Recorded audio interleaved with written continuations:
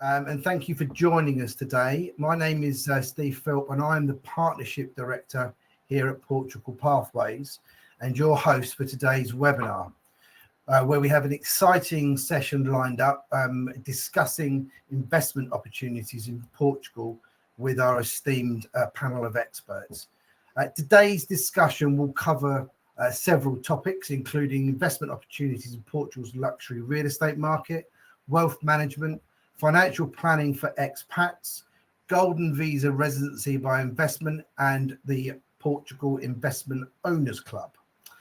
Just some quick housekeeping notes before we get going.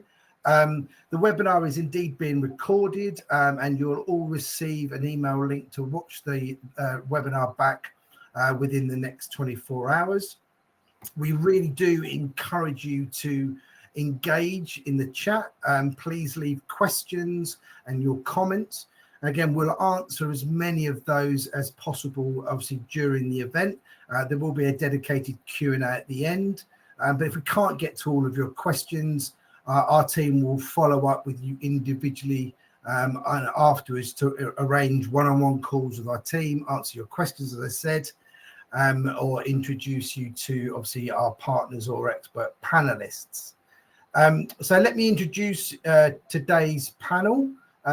Firstly, we have Philip Button. So Philip is the Managing Director at Brooks Property Group, and he has been at the forefront of international luxury real estate for over 25 years, including their new developments in Portugal, which currently includes Quinta Heights in the Algarve area of Ferragudo. Joining Philip, we have Chris Marsden. Chris is CEO of the RTI Family Office and also a Beacon Global Wealth Management, and he brings a significant expertise in managing private wealth for international clients and family offices. Next, we have Rodrigo Fernandez Ferreira. He is the founder and managing partner at RFF Lawyers and is an expert in tax law and international legal strategies, and also a former Secretary of State for the Government of Portugal. Finally, on our panel, we have Paul Stannard. Paul is the chairman here at Portugal Pathways. He'll be sharing his insight into what's happening with the markets in Portugal, and will also give us further insight into how international investors and affluent expats are going about those investments. So we'll dive straight in. So I'm going to start with you, Philip. As your background is as a chartered accountant, obviously you've developed and sold over 2,000 luxury new homes internationally across areas such as the US, Bahamas, and the UK, and you're now obviously focused on Portugal. So I wanted to get an understanding from you into why you've chosen Portugal for your international expansion in the first instance, and also obviously if you could share with the audience what you've been seeing regarding sort of current trends relating to those sort of high end of plan contemporary developments, and obviously the investors in the audience should know about. Okay, well, thank you, Steve. The background, why Portugal? We spent probably best part of 10 years in Florida and some of the other southern states, Georgia, South Carolina, then in the Caribbean, principally in Antigua, but Bahamas. And that period of time, a lot of those clients liked those parts of the world for many reasons, but they wanted things closer to home. They wanted to be able to jump on a plane and get there in 2.5 hours. So we looked very long and hard at France, Italy, Spain, and Portugal. We picked Portugal for many, many reasons. That market is very stable, strong legal structure, contracts are very much in favor of the buyer. We did a lot of due diligence looking in these areas.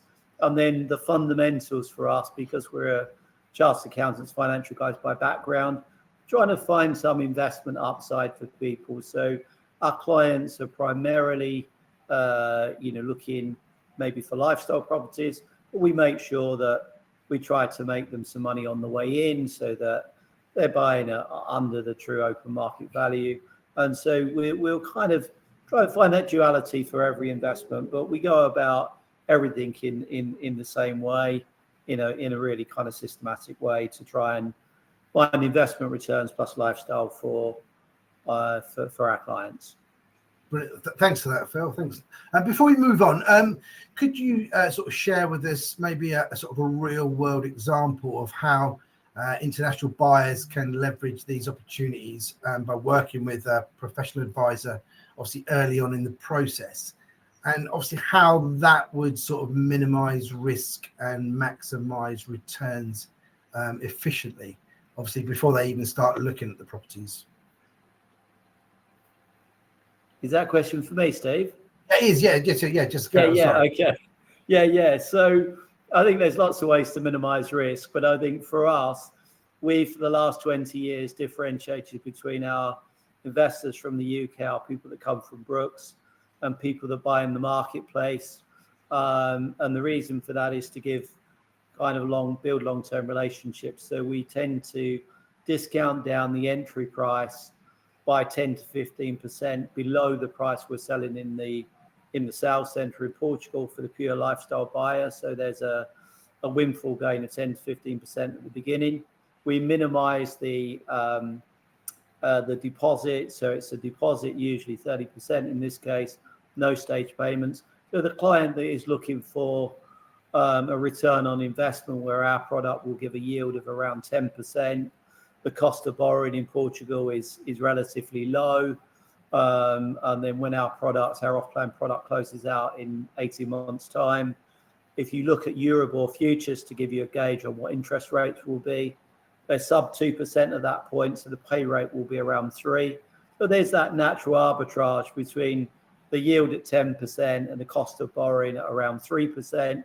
People can typically get a return on using somebody else's money and then take advantage of that arbitrage, the difference between what you can borrow money at and what you get as a return, coupled with a windfall gain at the beginning in a rising market. So a combination of those things, Steve.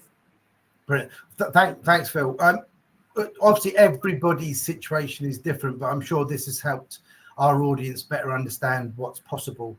And obviously, it also reinforces the importance of consulting with professional experts early on before even committing to any investments or property.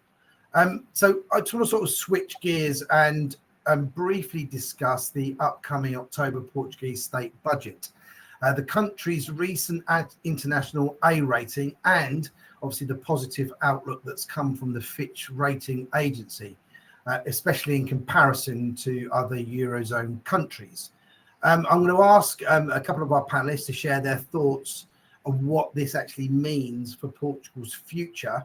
And Paul, I'm going to sort of start with you, and then obviously I'd like Rodrigo to come in with his perspective as well. So Paul?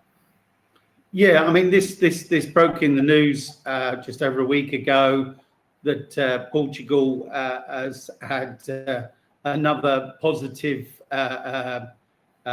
report from Fitch, International Ratings Agency.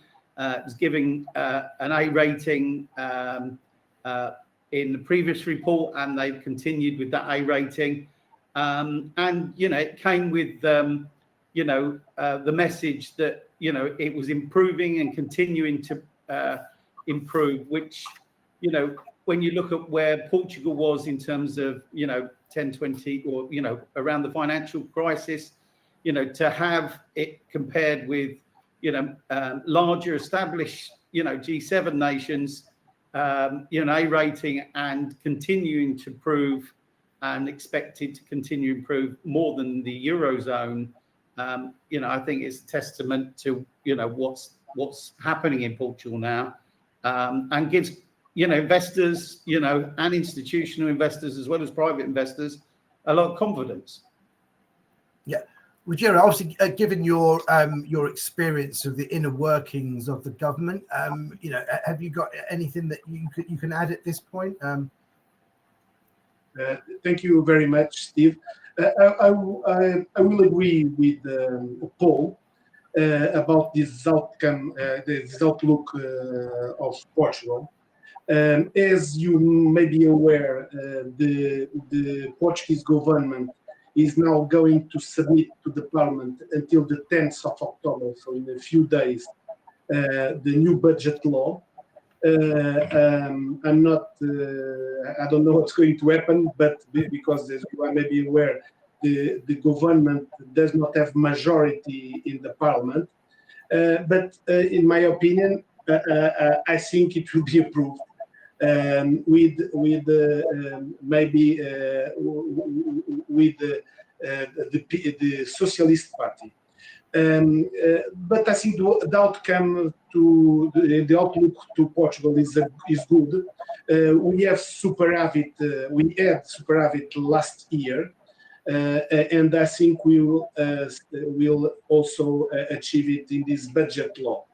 So nowadays, I think Portugal can compare well with other European countries.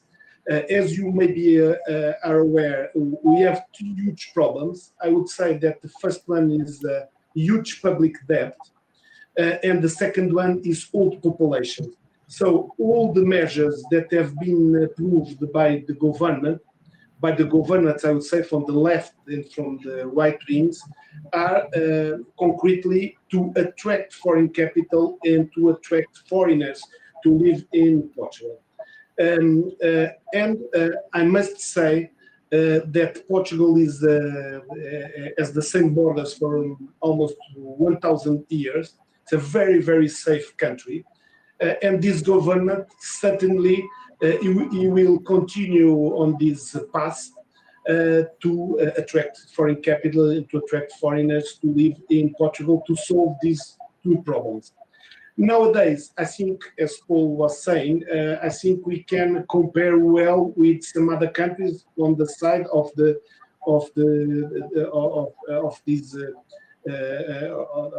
of the deficit, because the public debt have been decreasing,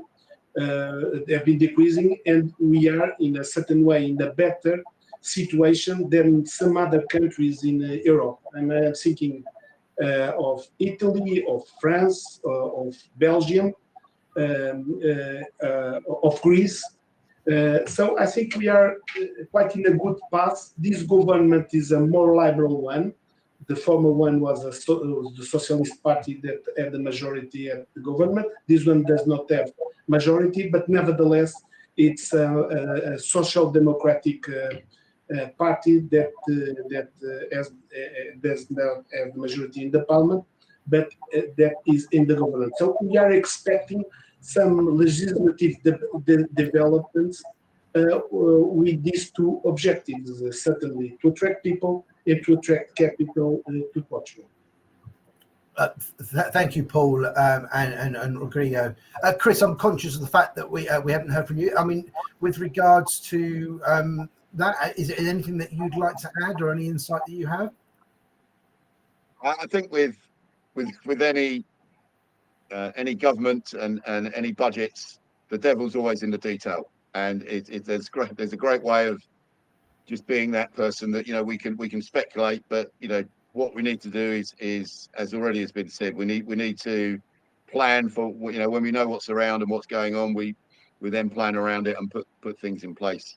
I think both Paul and Rodrigo are correct in what they've said, and for the people on this webinar, keep your eyes peeled, because the Fitch rating is a big move, I think, and for my clients, the wealthy families I deal with, Portugal is a great up and coming destination, not only for the younger generations, but also for some of the older generations as well, to come and spend some time out here, buy property out here, and also move out here.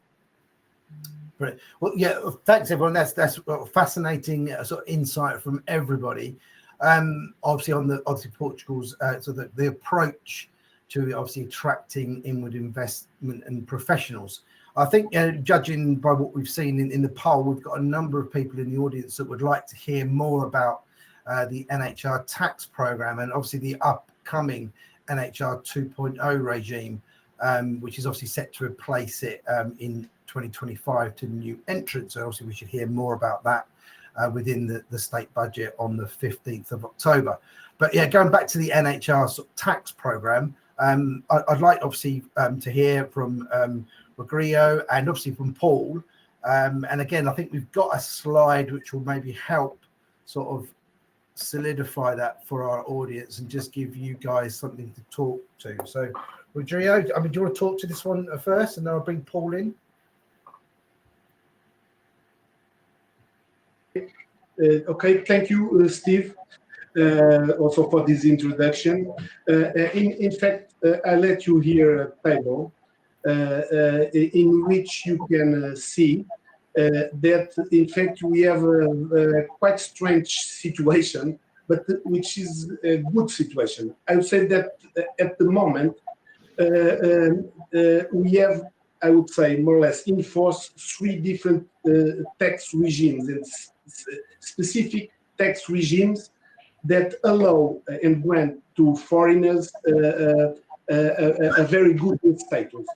Well, the former non-habitual tax resident regime that it's called here the 1.0, it's still in force, because even if the former government announced that it will be terminated on the 31st of December of 2023, nevertheless, there is a grandfather clause that states that the former non-habitual tax residents that got this tax status, they will continue to have these tax benefits coming from this status for the 10 years period that this former non-habitual tax resident regime is granted. At the same time, even the former government, and it's also in fact enforced, we have a transactional regime. That means that everyone that fulfills several conditions until the 31st of December will be allowed to request the former tax regime until the end of this year. Of course, this situation, this request depends on fulfilling some conditions that are linked with well, a kind of stay or request or any link with Portugal until the 31st of December. But nevertheless, it's still possible to request the former tax regime until the end of 2024. And a part of that, there is a new tax regime that we can call the new tax regime for scientific research and innovation. It's in force also in 2024, which is this one on the table that the title is NHR 2.0.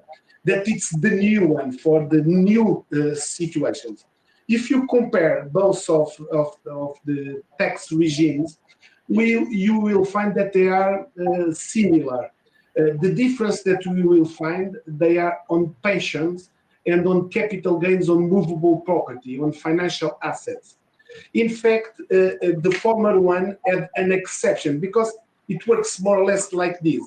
If you have salaries or if you have fees, and if your activity is included in a list of activities that are accepted for this tax regime, and if you have income coming from Portugal, you will pay 20%. But for the foreign source income,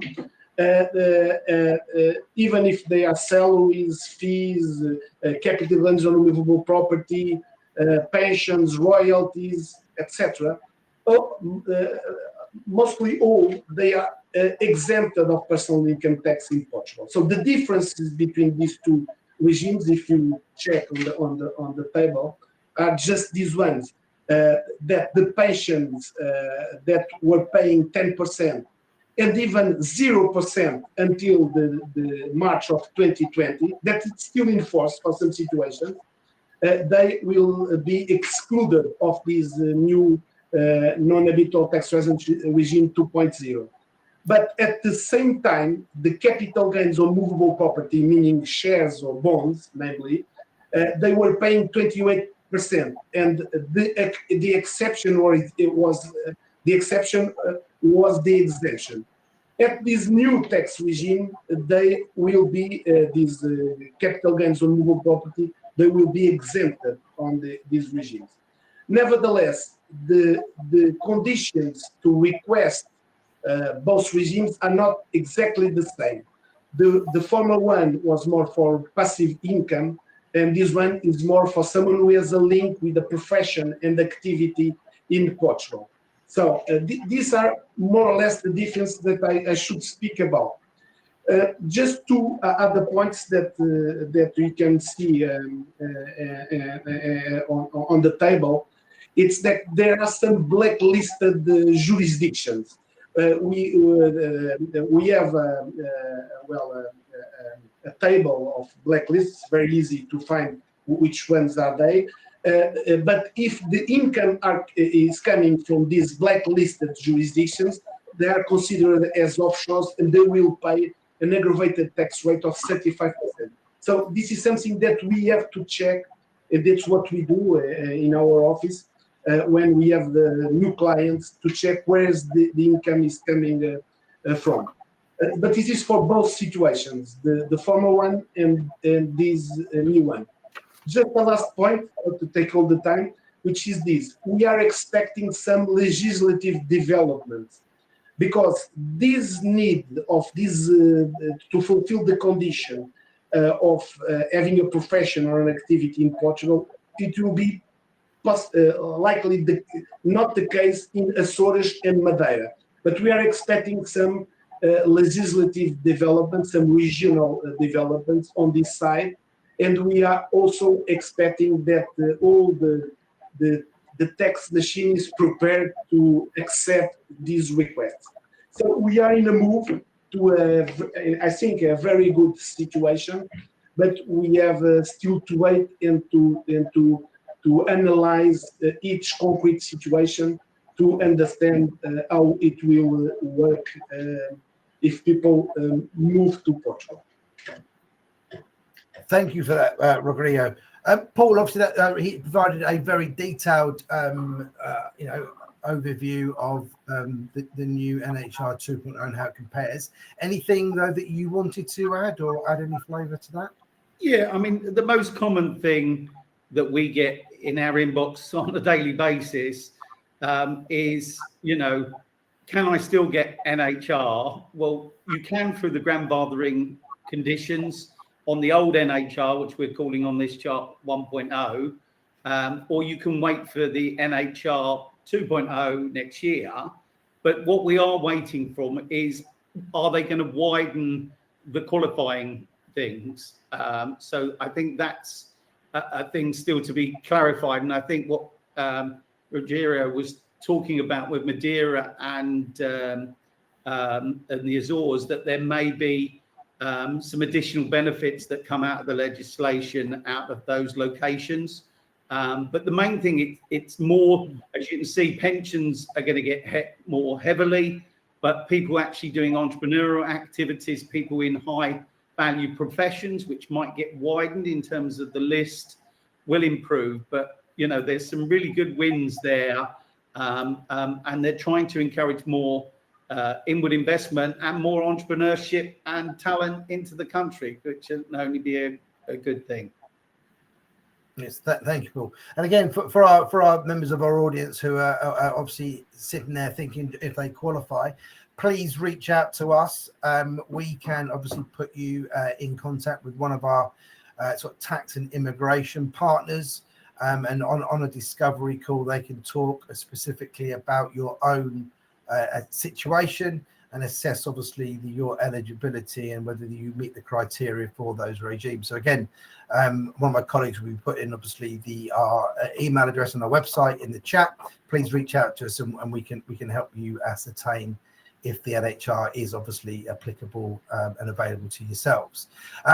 Steve, just one point, just backing up. Anyone, as Ruggiero said, anyone that's on the existing NHR, nothing will change from them. They will still get the same benefits for the full 10 years. So they don't have to worry. But what they do need to do, and probably Chris can talk more about this later, is they do need to prepare for the end of NHR, not at the end of NHR. They need to plan for it at the beginning, and then they'll have a good situation over 10 years and beyond, 20 years, if they structure themselves correctly.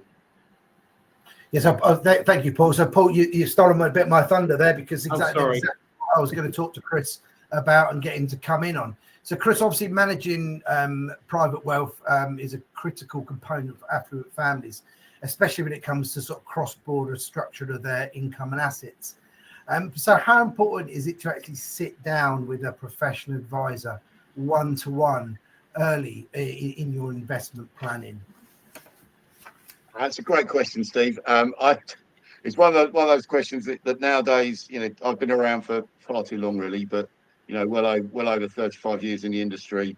And 35 years ago, we didn't have the options of doing webinars or Zooms or Google Meets or all of these things that are out there at the moment. And also, clients didn't have the opportunity to kind of self-educate and find out for themselves what's out there, what's in the marketplace. So it's one of those areas, I think, that has added such a big value to people, is that they can have some kind of education, some kind of background knowledge by Googling what's good and what's bad. But the one thing I would urge everybody to do is to find yourself a very strong wealth manager, financial advisor, private banker, whatever you want to call them. They're called very many different things, but find someone that you're happy with and that you trust with, and sit down with them and discuss your goals, your aspirations, where you want to go, because it's very simple to find out what the tax issues are. It's much harder to actually interpret those tax issues, make sure that what you do in Portugal doesn't impact on what you've done in the US or what you're doing in Ireland or the UK or France. What you need is someone that can sit down with you and really help work with you across all of your assets, be it real estate, be it shares, bonds, be it direct equities, be it funds, be it just current accounts. All of these things are what you need to sit down and talk to. And I promise you, the one thing I've learned over the last 35 years is that people's plans change, and you need to sit down with someone and you need to talk to them and work through those changes. Children come along unexpectedly, divorces happen, second marriages, you end up with moving house, or you end up with properties that you didn't realize you were going to have. Unfortunately, death happens, so you inherit properties. So it's really important that you sit down with someone early on, you put your plan together, and you make sure that what you have is something that is workable but changeable. The one thing we find with wealthy families is what they tell you on day one, year 5, year 6, year 7, things may change. So you have to be adaptable, and you have to have something that can work with it.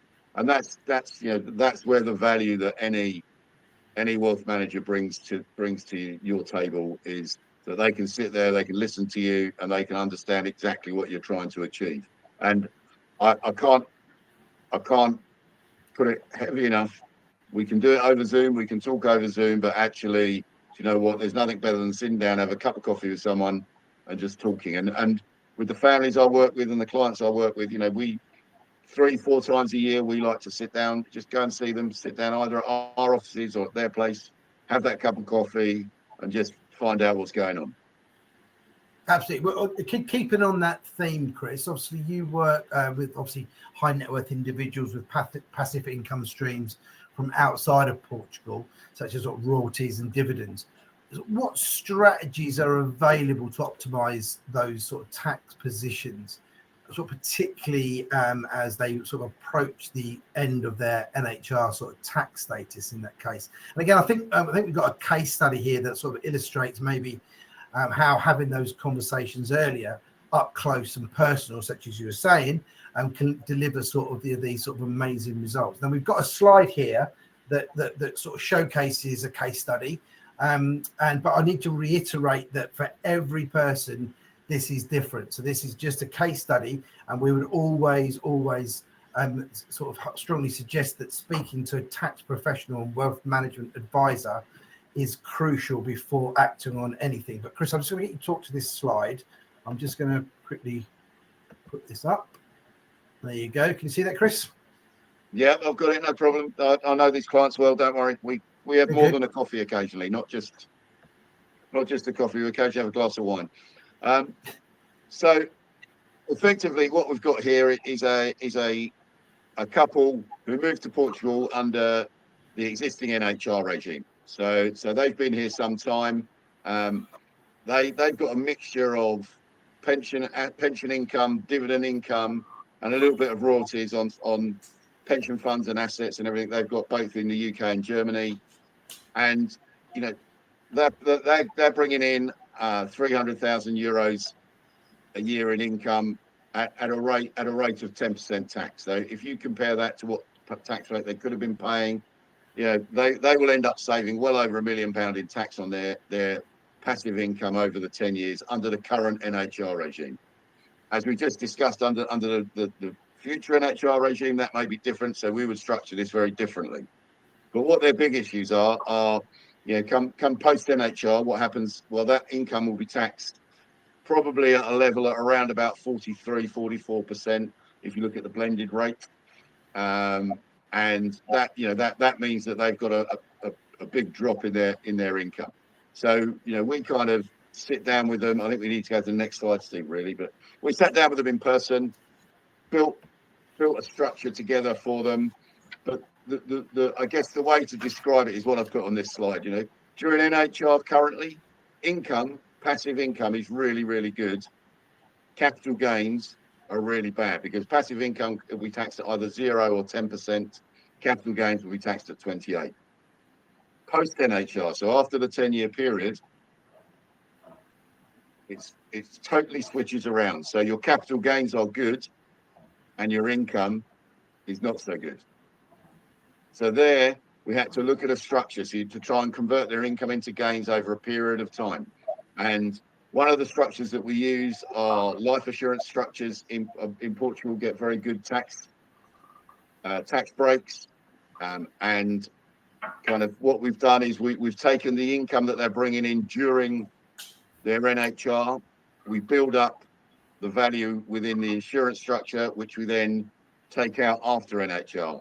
And if you take it out after the NHR, you only get taxed on the gain, not on the capital. So actually your effective tax rates come down to somewhere less than 6 or 7%. So to pull out, in this case, it's £300,000 worth of 300,000 euros worth of income.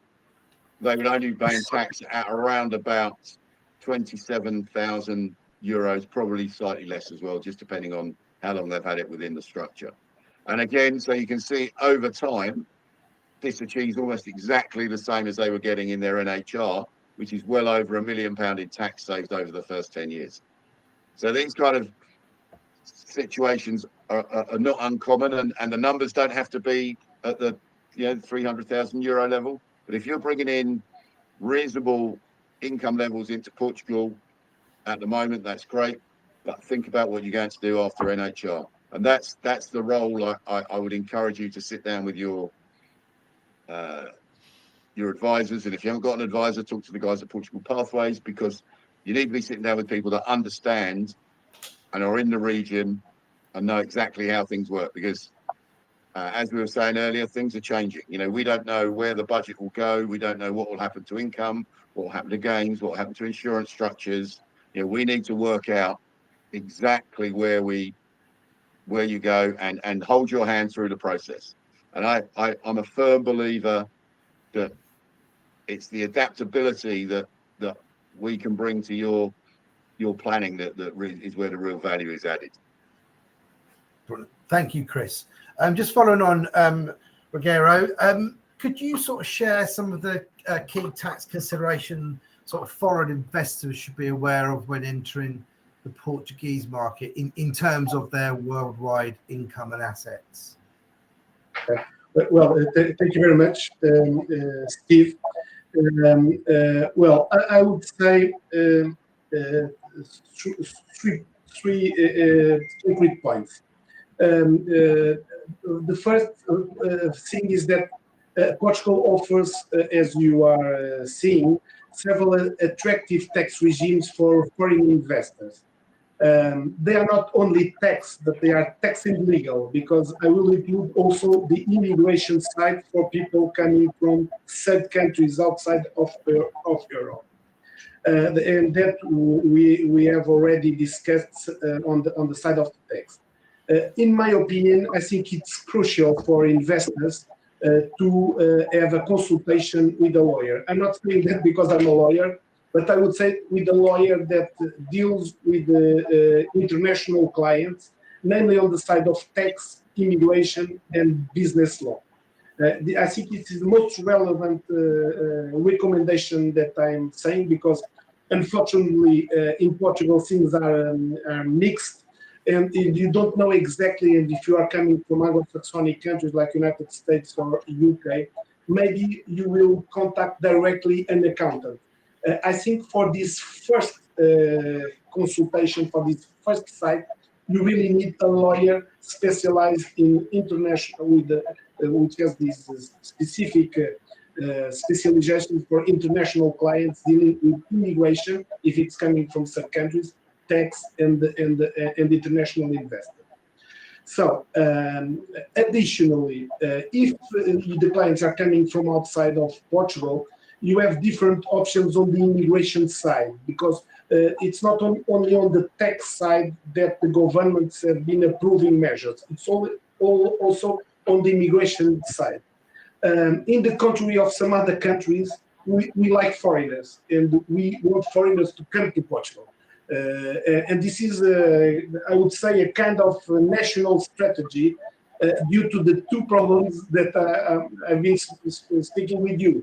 The old population and the public debt. So you will find here a very good environment to attract people to live in Portugal. On the business side, on the investment side, we'll have time to speak a little about that, certainly. But nevertheless, just a briefly note, there is still the possibility of investing in Portugal through restructuring assets into Portuguese funds. And this option may allow for the non-residents to be taxed at zero on the income coming from these investment funds. And if they are resident in Portugal, of 10%. So there are some specific measures on the tax side, on the legal, and on the business that are quite good. And the environment, the economic environment, social environment is also good for relocation to our country. I think this is the most important thing to let you know. Lovely. Thank you very much. Now, we've talked obviously a lot about investment opportunities in Portugal today, but I'd like to just go around the room and hear from each of you in terms of what's the single most important piece of advice you would give to someone considering investments in Portugal right now? Philip, can we sort of start with you? Yeah, okay. Thanks, Steve. Well, you probably know we're chartered certified accountants by background, been in business since 1986. So when we're talking to any of our clients about investments anywhere in the UK or elsewhere in the world, we always make sure that we understand their circumstances and make sure they do their homework, do their due diligence, look at that investment, look at all aspects of that investment, whether they're buying the right products at the right price in the right location, and what those underlying economic drivers are. Make sure they fully look through the legal systems in a country where English is not the first language, do the legal due diligence, financial due diligence, but also the commercial due diligence. People don't do their research. They don't look at comparables in the area. They don't fully understand what they're buying. So we would encourage them to do that. And, you know, the point that Rodrigo made a moment ago about align yourself with a good lawyer. When you're talking in a country where Portuguese is the first language. You need somebody that speaks perfect English. You need somebody to unravel that contract and explain how it works from their perspective. But we would take it further with all those professional advisors. The comments we get from people are about feeling comfortable with an investment somewhere else in the world. Who's looking after their property? Who's managing it? If it's being rented out, are they aligning themselves with a good rental operator? What about the accountancy? We like to start with the accountancy side of things, because just as the guys spoke at length a moment ago about the transition from the current NHR program to the NHR 2.0, what people need to recognize is their tax position in the country that they're resident in before they look to go into a different jurisdiction, whether that's Portugal or elsewhere, because people ignore that aspect of it as well. So it's looking at all those things, aligning yourself with the right people, doing your homework before you get involved in any kind of investment, whether it's lifestyle or investment. Make sure you turn over every stone and be very, very clear about what you're doing and why you're doing it. Thanks, Philip. Paul, your sort of advice on that?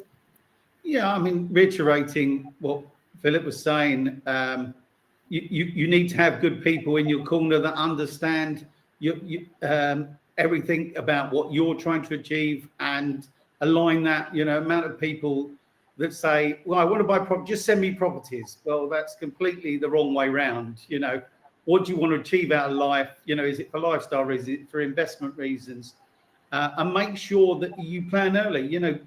Get in front of a good lawyer and a wealth manager together if need be, someone that has cross-border experience so they understand the tax implications in your country of origin and the country you're moving to.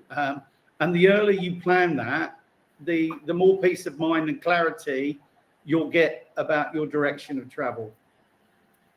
Lovely. Thank you. Thank you, everybody. I'm really conscious of time. We've still got a number of things to sort of address, and before we get on to the Q&A. But I hope obviously that helped the audience, as it's certainly clear to me that obviously early planning and discussing your family's goals are more important than picking the investments first. Obviously, the earlier you start the process to have a meeting, the more clarity and peace of mind and the better outcome will follow.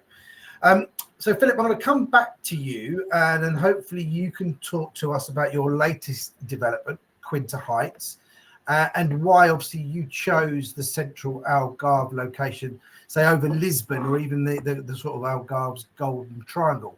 I believe we have a video to show everybody. So just before obviously you answer that question, I'm just going to play the video, which obviously just showcases Quinta Heights beautifully.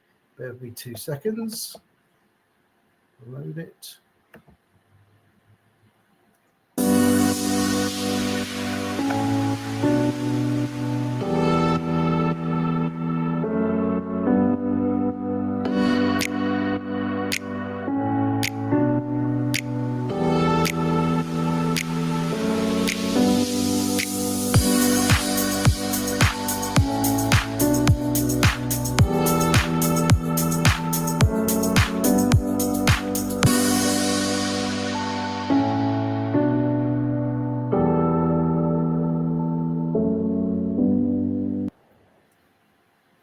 So obviously that video obviously encapsulates obviously Quinta Heights and the area, but sort of specifically, Philip, why were you drawn to sort of Ferraguda? What sort of drew you to that sort of location in particular? Well, I think it's a really good question, Steve. We started with a really open book when we went to Portugal. We hadn't been involved in investments before.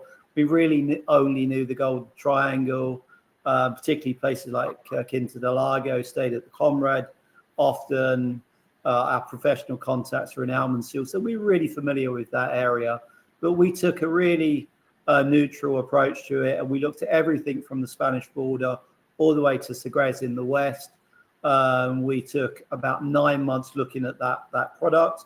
And what we discovered and why we picked Ferraguda was we see people wanting to come out of that Golden Triangle area, looking for the more authentic or quintessentially Portugal. And then we see a number of the markers that we liked, great restaurants, lovely beaches, great golf courses. You see all those things a little further west, 35, 40 minutes further west. And then in terms of the specifics of our product, the place products, price, location, we thought that our location was unique. We picked a location where we're on the crown of the hill. So our development, my development, that is 42 acres, sits on the crown of the hill. And because of that location, you get a 180-degree span of the sea, and then you come around into the countryside and you see the Montjuic Mountains. So you get this real wow factor in the location, but you're 4 or 5 minutes down into Ferragudo, typical little fishing village, where you'll see beautiful little restaurants, lovely beaches. 5 minutes round the corner, you'll find a great vineyard akin to the Santos. You'll see some lovely golf courses at Gramacho and Valdepinta. So that location, that product place location was really, really key. And then when we looked at the product offering, we see a big scarcity of contemporary product. You've just seen it in that video. And just the pure economics of demand and supply. You've got a product that is scarce, then the demand, there's usually more demand, and it impacts positively on the price. I personally like that type of product, but even if I didn't, we've been gravitated towards that. So it has an impact on the price. Then we offer it to our clients in the UK, discount to the price. We put it out in the location. And then it comes to that financial investment about, does the price make sense? You see some of the results. We wanted to compare and benchmark against the very best developments, the W residences in Albufeira, the Conrad in Quinta, the Martinel in Segres. We have as good, if not better, facilities. We have as good a product. We're about 50% below their price. So we tick all the boxes: product, price, location, place, having done 9 months of research. So that's what took us to that location, Steve. That's why we picked that product in that location.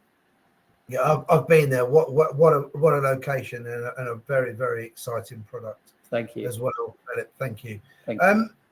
Paul and Rodrigo, obviously you've both been involved in numerous alternative investment opportunities, including Golden Visa residency by investment. Could you sort of just explain how the Golden Visa program has evolved, and sort of what sectors qualify now that real estate cannot be used for, for this purpose? Rodrigo, to come to you first. Okay, thank you very much, Steve. Well, unfortunately, our governments don't communicate well internationally. In fact, the former government announced that the Golden Visa was terminated. In fact, it is not terminated. There was a communication error from the government. The Golden Visa program, the only thing that terminated was only the real estate investment option for the Golden Visa. At the moment, there are other options that remain available for the Golden Visa eligibility.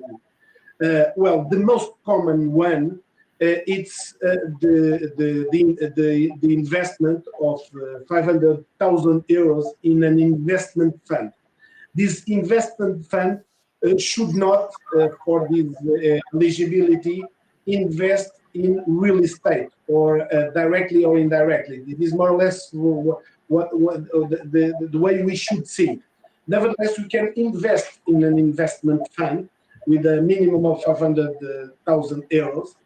And if you maintain this investment in this investment fund that you have to maintain during 5 years, after the 5th year, it's possible to request a permanent visa and even the Portuguese nationality. And the maintenance of a visa, including the Golden Visa, during 5 years is one of the conditions of requesting the passport. Of course, there are other conditions to be fulfilled, namely speaking Portuguese. It's a different procedure, legal procedure, but nevertheless, it will allow the international investor to stay in Portugal during a minimum period of 7 days per year, 14 days in 2 years, to have access to Europe. I would say to have access to Schengen space, so including Switzerland. So if we can conjugate, and if we conjugate the tax and this legal and immigration side, there is a way to get access to Europe from people coming from said countries. And I'm thinking, of course, about UK, unfortunately, but also of United States, Canada, and any other country that is a said country to Europe. So the golden visa did not terminate it. What terminated was only one of the options, which is the real estate option. So you have 5 others, namely this one, which is nowadays the most common one. There is also the possibility to invest in a public entity in certain conditions, and the investment is half of the former one. It's 250,000. And it's an investment in artistic production, and it's a national cultural heritage institution. So there are some other possibilities to get the golden visa and to get access to Europe, even if you do not live in Portugal. Because if you live in Portugal, you don't need the golden visa. You can get the access to Europe through different kinds of visas, and we have different some others.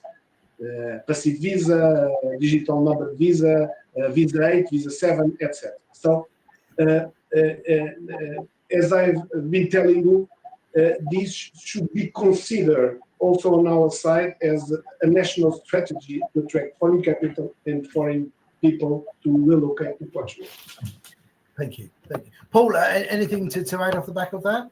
Yeah, I mean, in simple terms, as has already been stated, it was only the real estate side.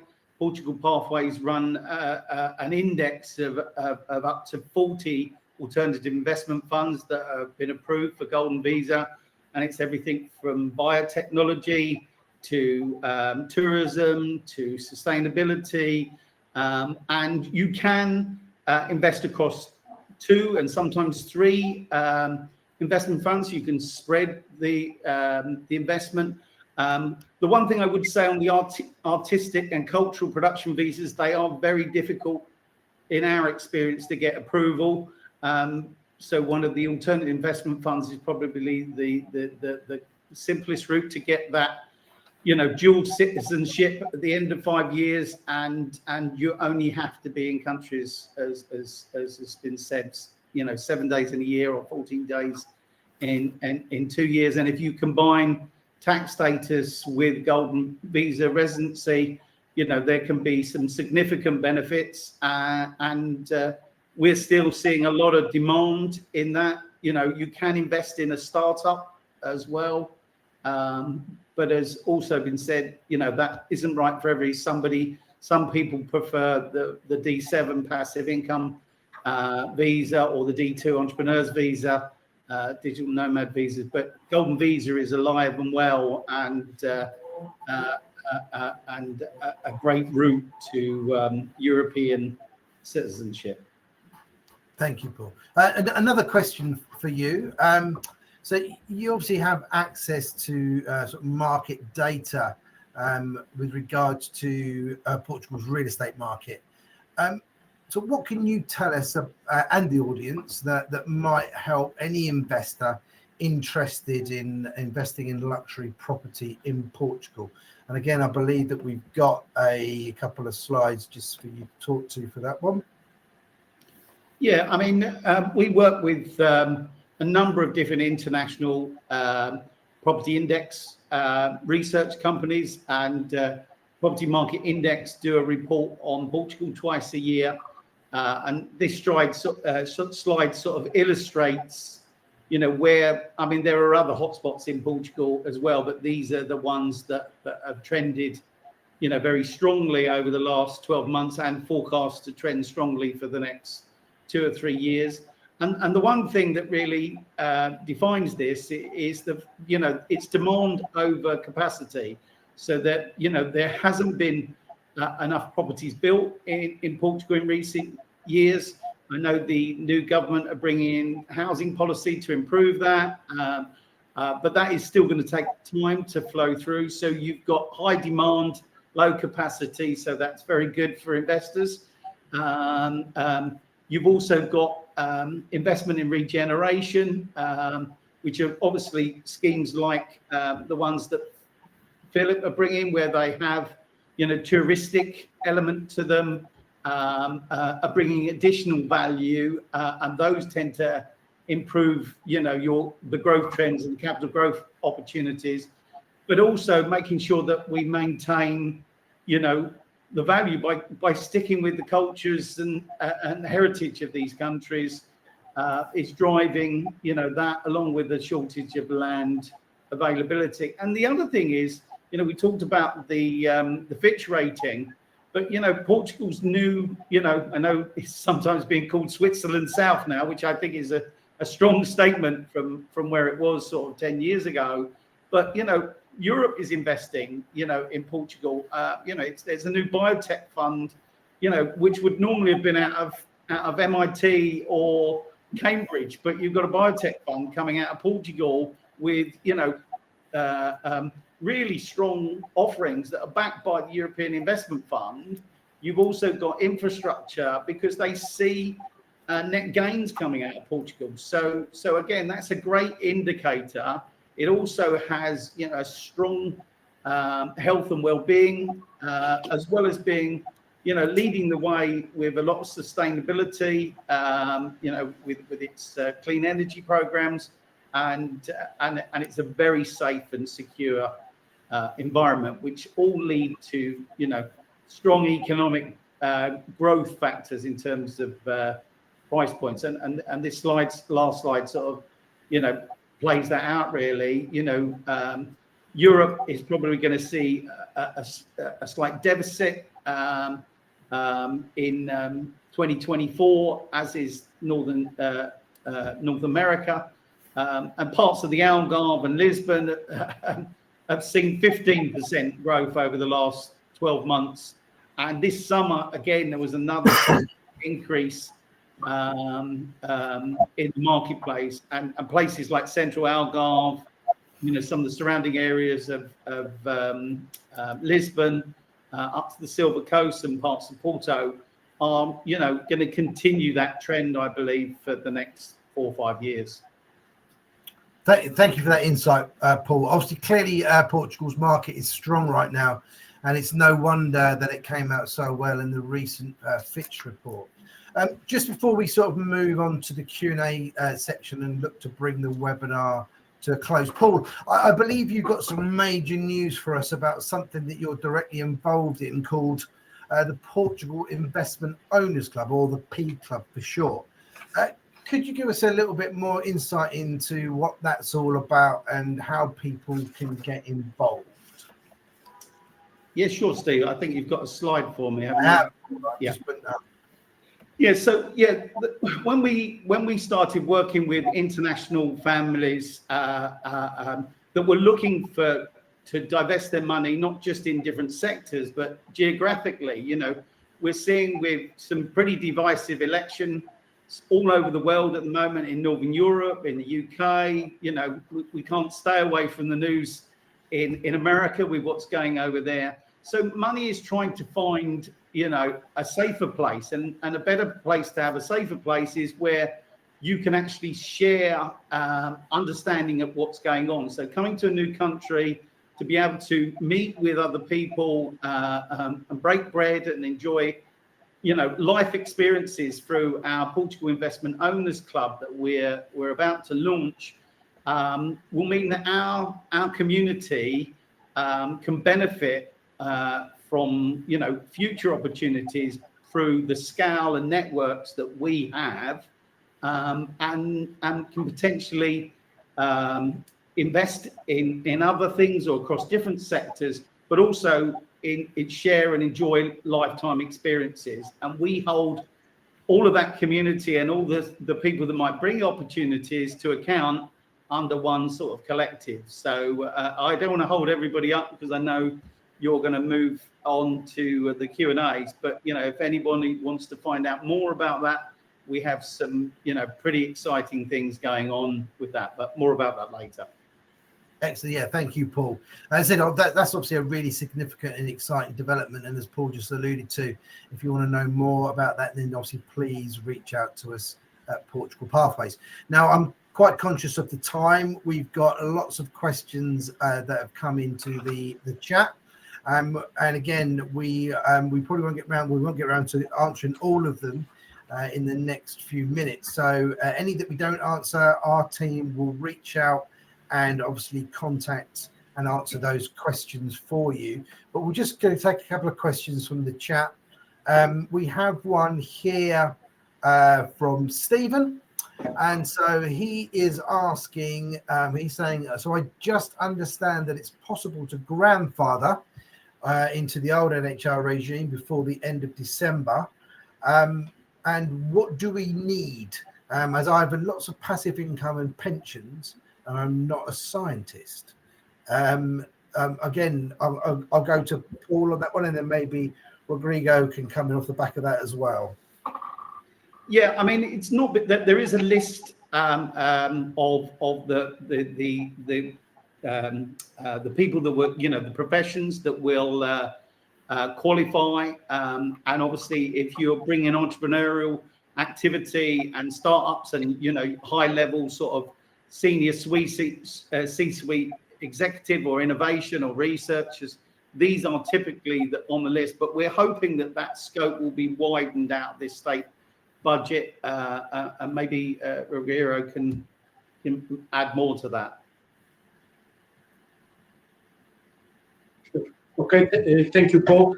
I don't know if you understood the question, but nevertheless, to say this grandfather clause is for the former tax regime, meaning that if someone requested and had granted the former tax regime, it will be granted during the period of 10 years.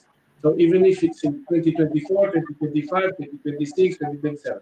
So it can go from 2023 when he achieved it, and it's granted from 2023 until 2032. This is the grandfather clause for the former regime.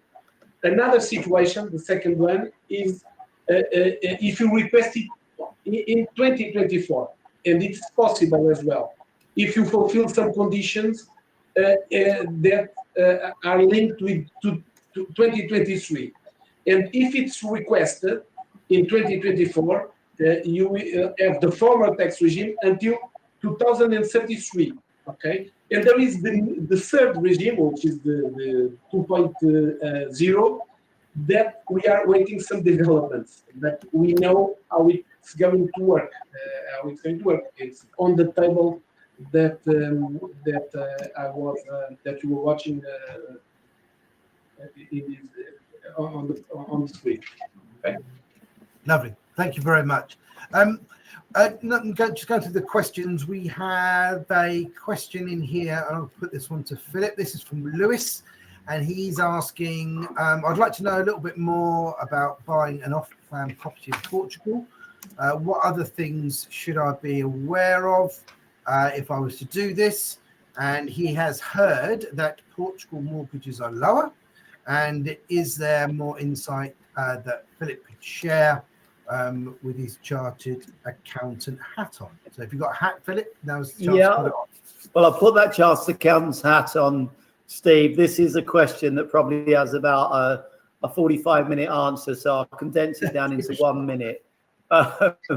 This is a big area. Obviously, anything off plan, do your homework, make sure that you've done your research, do your due diligence. If you're buying an off plan, get a good lawyer, make sure the contract's robust, make sure the remedies for breach are good, make sure that you understand exactly how it's playing out. And then if you're putting money in to an investment, make sure that the professional team that are behind it, the contractor, the architect, the team are strong and you can see the value. And then if you're able to get some preferential pricing because you're buying like for an entity like us in the UK, where you may be paying, say, 15% less than the sales office, then that's a benefit. The fact that you put in a smaller deposit in and your return on investment's better, because part of the reason you might be buying off plan, anybody buys off plan, is there's usually more value early in the cycle.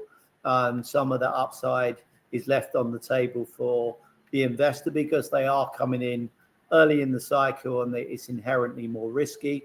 And typically that interest rate question is about a 1.5% interest differential in Portugal. I mentioned it earlier on. If you look at Euribor futures and marry that up with the delivery timeline, so for our products in 18 months time, that Euribor rate will be less than 2% based on the Euribor futures. It means the pay rate, depending on who you are, but we have contacts where we can get rates at less than 3%. So you've got an opportunity to take a product with only a 30% deposit, a 3% rate, where in our case, the rental return is around 10%. So there's clear financial benefits early, and then coupled obviously with a great lifestyle product in a great location. So all of those things I would consider. I'd say to Lewis, he should consider when looking to buy off plan. Brilliant. Thank you. Good answer with the hat on. Thank you. So again, obviously conscious of the time, we're a little bit over. I'm really keen, obviously, to hear some closing remarks from everybody. I'll just reiterate to those left in the webinar that if we haven't got around to your questions, then obviously we will reach out to you and get those questions answered. Again, you'll see in the chat from our team, if there's anything that you would like to ask any of our panelists, please reach out to us and we can obviously arrange that for you. But as I said, I'm really interested to sort of hear everybody's sort of closing remarks and ultimately what would be your final takeaway. So I'm just going to go sort of round the room and ask, and I'm going to start in the top left for me anyway.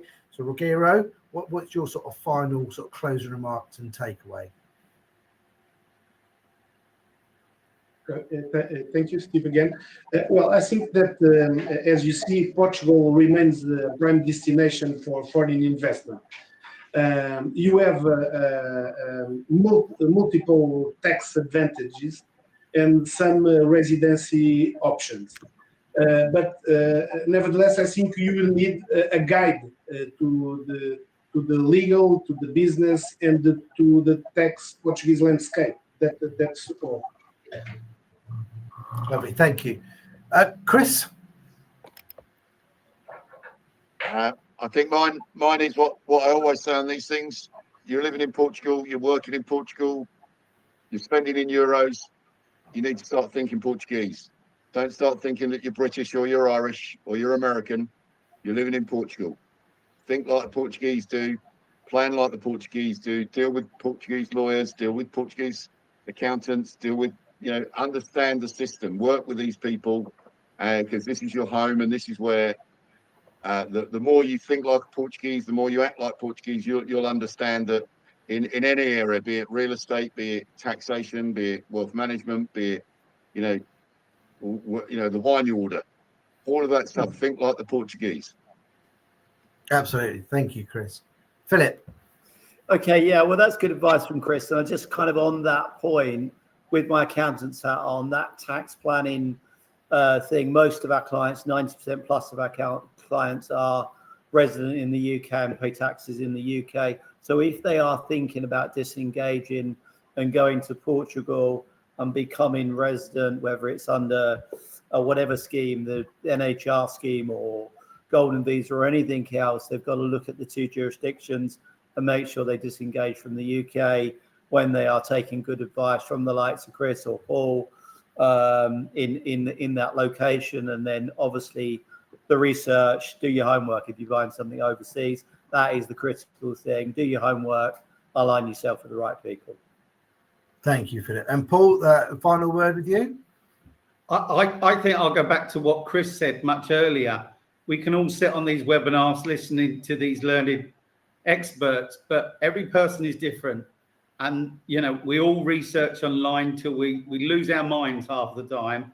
But ultimately, we're all different. And if you sit down over a cup of tea or a lovely glass of wine and the best sardines in the world, you'll reach a better place. And plan early, live a good, life, knowing certainty of your direction of travel. Lovely. Thank you, Paul. And thank you, especially to our panelists for taking your time with some really valuable insight there. For everybody who joined us today, thank you for giving up your time. We hope, obviously, that you learned something. Again, we'll reiterate that anything that you want to know around any of these subjects, want to connect to any of our experts or any of the brands, please reach out to Portugal Pathways. Again, a big thank you to everybody for taking their time, and we will see you on the next webinar. Thank you very much.